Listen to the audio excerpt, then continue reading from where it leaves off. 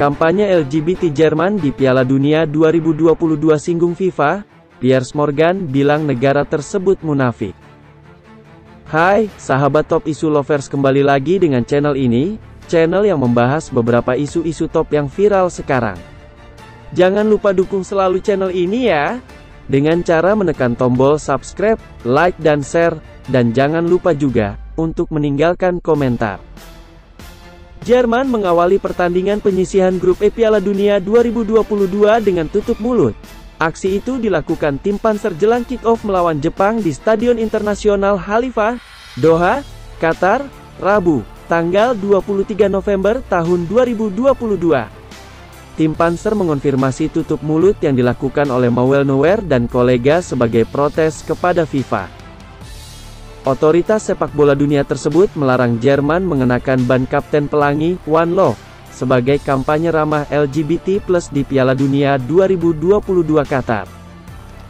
Kami ingin menggunakan ban kapten kami untuk mempertahankan nilai-nilai yang kami pegang di tim nasional Jerman, keberagaman dan saling menghormati.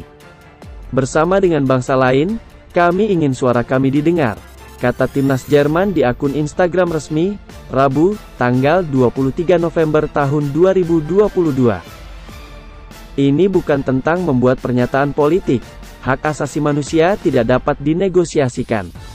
Itu harus diterima begitu saja, tetapi tetap saja tidak demikian.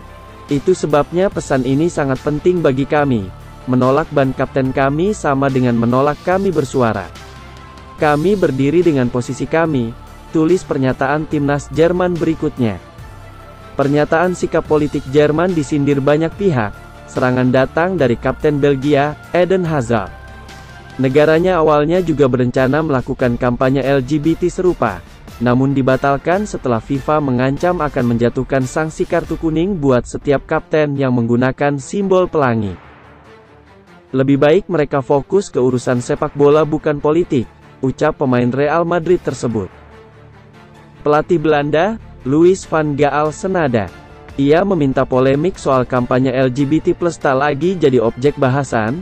Kami ingin fokus pertandingan, Belanda harus menang, titik. Urusan LGBT sudah dibahas sebelumnya, tak perlu lagi diperpanjang, katanya seperti dikutip dari Reuters. Kubu Jerman terlihat tidak puas aksinya tak mendapat perhatian FIFA. Federasi Sepak Bola Jerman, DFB, yang masih ingin menyuarakan campaign One Love. Mereka kabarnya tengah menyiapkan tuntutan hukum terhadap FIFA. Hansi Flick menyatakan tak mempersoalkan jika pemainnya dapat hukuman kartu kuning sebelum laga, karena ia akan mengakalinya dengan merotasi ban kapten di laga-laga setelahnya. Tapi yang ditakutkan dari DFB adalah, sebenarnya gak pernah ada aturan yang jelas tentang pemakaian ban kapten tersebut. Ada yang mengatakan petugas di Qatar akan mencopot paksa dan bahkan ada ancaman pengurangan poin. Tim ingin memberi contoh soal keberagaman, tapi FIFA malah mengancam kami. Tim saat ini kaget dan kecewa karena tidak bisa menyuarakan pentingnya HAM dan keberagaman, ucap Hansi Flick sang nahkoda Jerman. Salah satu pilar Der Panzer, Joshua Kimmich angkat bicara. Saya terkejut soal larangan ini. Para pemain sangat khawatir terhadap isu kemanusiaan dan ingin mengemukakannya. Tapi mari kita bicara soal sepak bola saja. Bukan salah saya FIFA milih Piala Dunia di sini 12 tahun lalu. Saya masih 15 tahun kala itu. Para petinggi DFB selaras dengan Flick dan para pemain. Juru bicara DFB, Stephen Simon juga mengonfirmasi soal keseriusan DFB menuntut FIFA ke arbitrasi olahraga internasional, CAS, mengenai apakah ancaman yang dilakukan FIFA tersebut legal atau tidak. Di sisi lain, DFB juga mengalami kerugian karena perusahaan penyuplai nutrisi tim, Rewe, mencabut sponsorshipnya. Padahal Rewe sudah jadi sponsor sejak 2008. Bos Rewe, Lionel Soukou mengungkapkan alasan perusahaannya keluar sebagai sponsor timnas Jerman. Kami berdiri untuk keberagaman, karena sepak bola adalah cerminan keberagaman juga. Bos Rewe tersebut mengaku kecewa akan ketidakpastian DFB mengenakan ban Kapten One Love dan juga tentunya kepada FIFA yang ia sebut penuh skandal.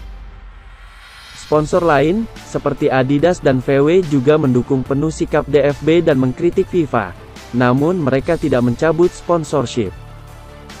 Jurnalis senior Piers Morgan dalam perbincangan The News Agents Podcast mengungkapkan ketidaksukaannya terhadap negara-negara yang ngotot berkampanye LGBT+. Jangan jadi orang hipokrit, kalian menyerang Qatar sebagai tuan rumah, dan melakukan perlawanan lewat hal-hal yang mereka tidak senangi. Kalau mau jujur, hanya 8 negara dari 32 kontestan Piala Dunia yang memiliki hukum homoseksual. Mereka butuh kekuatan lebih besar untuk membatalkan Piala Dunia. Negara mana yang paling tepat buat jadi tuan rumah? Memainkan Piala Dunia di Afrika, mayoritas di antara mereka juga tidak menyetujui LGBT. Jangan memalukan diri sendiri, negara Eropa juga melakukan pelanggaran HAM saat menginvasi Irak. Amerika jadi tuan rumah selanjutnya Piala Dunia, apa mereka negara yang baik? Mereka punya UU aborsi yang amat ditentang Inggris. Kita harus fair dan menghargai budaya suatu bangsa, jangan menggunakan standar ganda dalam menilai, kata Piers yang baru saja bikin heboh lewat wawancara dirinya dengan Cristiano Ronaldo yang berujung pemecatan sang pemain dari MU. Siapa yang secara moral cukup bersih untuk benar-benar menjadi tuan rumah Piala Dunia? Saya akan berangkat ke Qatar dan menikmati pertandingan di sana, timpalnya lagi.